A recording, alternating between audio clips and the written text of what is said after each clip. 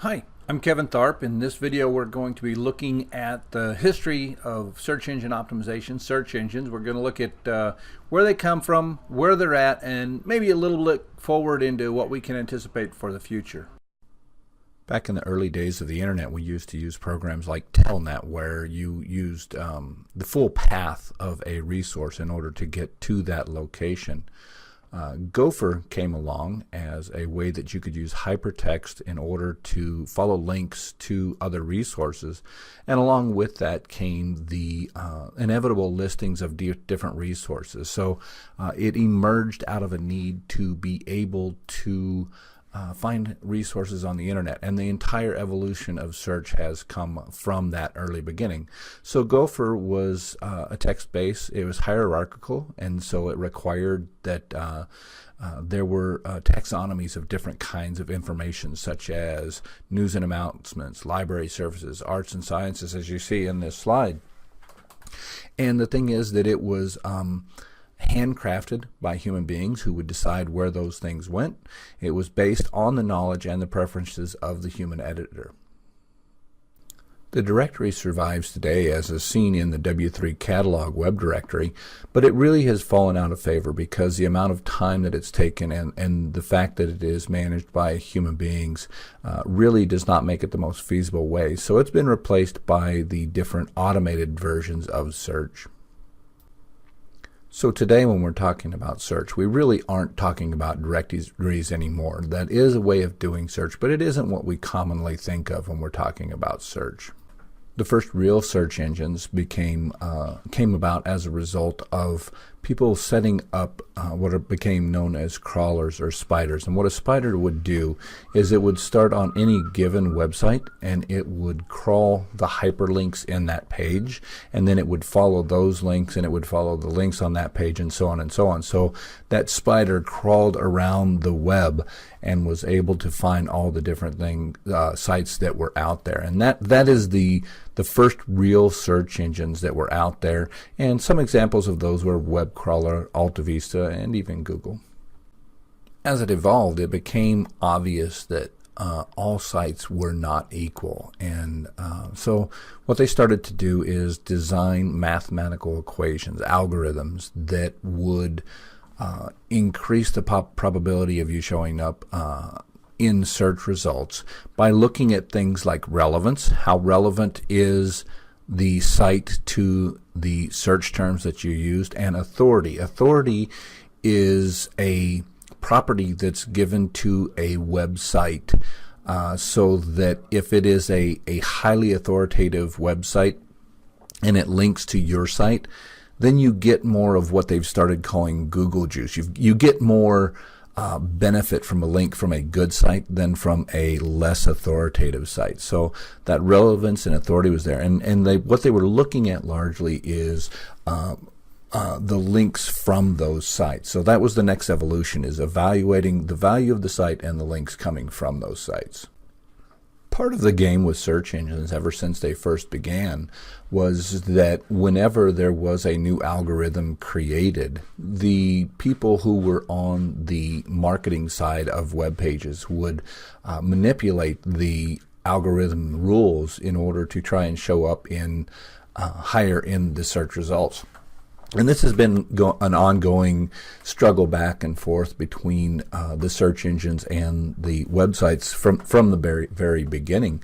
And as it has evolved, what we've found is that not just links, but also content, quality, speed, more recently social signals, and a whole lot of other elements have come into being with the algorithm-based search engine. So what you would find is that there would be a algorithm released. People would find a way of exploiting it in what they call black hat methods, which are sort of not considered completely ethical ways of getting their results, and some people were really successful with doing that, and then they would release another algorithm update to address those things, and it's been a game back and forth all along with it, and they're getting smarter and smarter with the algorithms, and it's getting harder and harder to manipulate those, and they have even introduced manual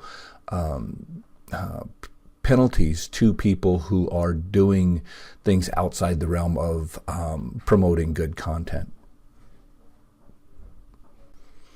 So as the internet evolved and algorithms became more and more sophisticated, they started interpreting, moving beyond just simple keywords for doing the search, along with those other elements of the algorithm. And what they've evolved to is what they call intent-based search. And this really started kind of coming to the head in around 2012, 2013.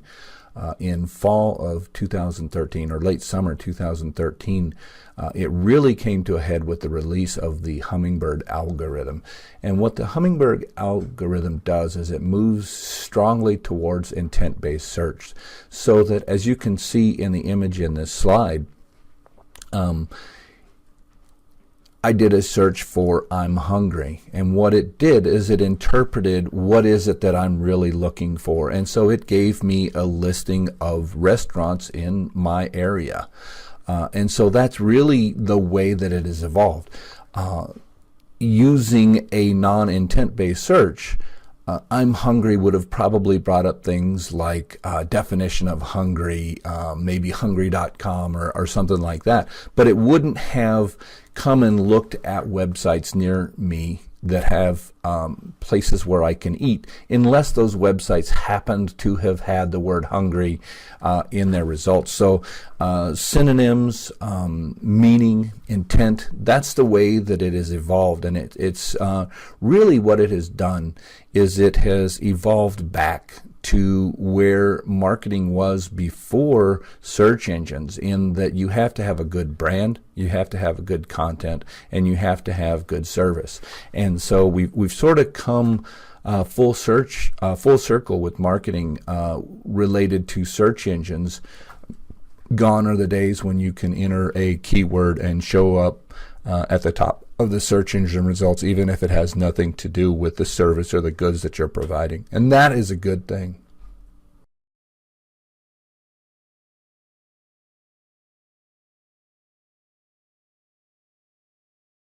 So the next question is, where are we going from here? And this is maybe a little bit of reading the tea leaves, but maybe just a little bit of looking at what's already going on and anticipating which direction things are going to go.